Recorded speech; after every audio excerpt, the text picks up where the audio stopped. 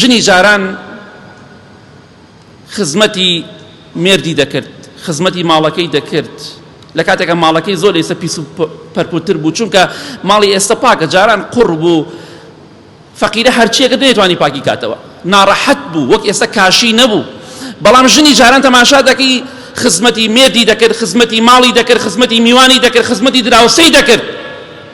بەڵام ژنی ئێستا دەبێت خواردنەکەی لە بازار بۆ بکڕی، هەندێکیان ئەبێت دلیڤەری هەموو ڕۆژێ ماتۆر بە ڕێگاوە بێت خواردنی بۆ بێنێت.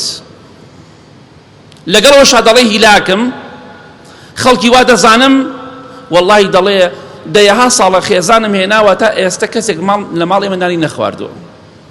ئەگەر بێت و کەسێکیش بێ بۆ ماڵمان ئەبێ خواردنی سەفەری بێنم، ئەی باشە خوشکە بەڕێزەکەم بۆچی لەبەر ئاوێنە 2 سەعات 3 سەعات دانیشی خەریکی خۆڕازاندنەوەی تااقەتت هەیە و بێتاقەت نابی و ماندوو نابی، بەڵام ناتوانانی خزمەتی میوانێ بکەی. پیاوە داماوە حەماڵەکەت ئەبێ بچێ لە مەتعەم خواردن بکڕێ، یاخود 2 مەنجەڵ بەڕێ لەگە خۆیان شلە برنجی تێکا و لە بازار بۆت بێنێتەوە بۆی بیدەی بە میوانەکان. ئەم جارە قاپی سەفەریشە کارەساتە بەڕاستی. کۆمەڵە ژنێک دەبینی ئابە و شێوێت تەمەڵ بوو، نەخەتای پیاوەکانی تێدایە. من ناڵێم خواردنی دەرەوە هەر مەکڕا، بەڵام ناکرێ هەموو ڕۆژێ خواردنی دەرەوە، ئەخە تووشی نەخۆشی و دەردەبیت. تۆ لە ماڵ خواردنێک دەخۆی، لە میوانەیە لە ماڵ کەسێک خواردنی دەخۆی سەرێکی تەندروستی، بەڵام لە ماڵ لە بازار 2-3 ژەمنان بخۆسێکی مەعیدە تەواو نییە، چونکە زۆربەی خواردنەکانی بازار بەداخەوە پاک نییە.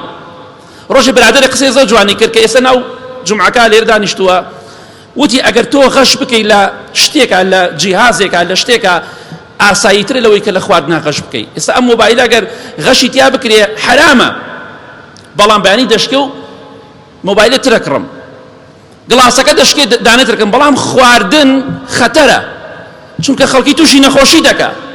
ئەم هەموو مەتعەم و شتانە داخرێ هەمووی شتی پیسە فرۆشن، بەداخەوە کەسابەتی هەیە ئەبێ ئیلا حرامیکە، ئەبێ پیسی بکات، ئەبێ ناڕەحەتی کا و خەڵکە. بۆیە بەداخەوە دەبینی ژن وای لێ هاتووە کە زۆرێک لە ئافرەتان بە تایبەتی ئەم جیلەی کە تازە پێگەن وایان لێ هاتووە کە بەڕاستی دەبێ خزمەتیان بکرێ.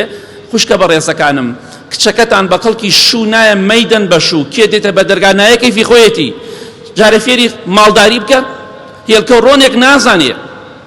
کچی وا هەیە دایکی پێی وتووە ڕۆڵە ئەو زۆپایە هەڵکە، کچە ئازەوتی وڵاتدایە زۆپا چۆن هەڵەکرێ. ئێ باشە مەبی دەی بە هەر ماڵەیەکەی بە قوڕە بە قوڕی ئەگری مەیدە بە شوو، با خەڵ بێتە بە دەرگاکەت.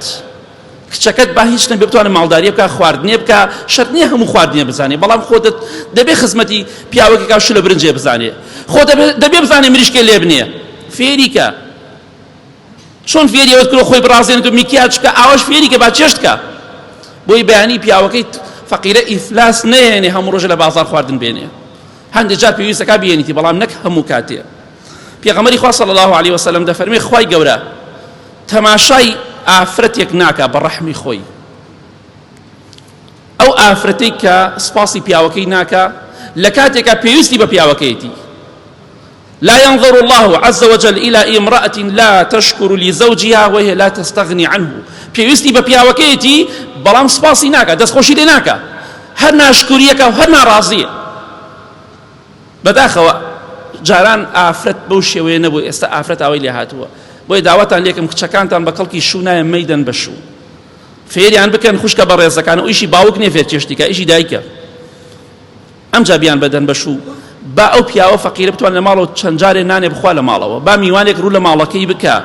بەداخەوە ئافرەتی جاران ئاوا بوو، ئافرەتی ئێسەش ئاوایە.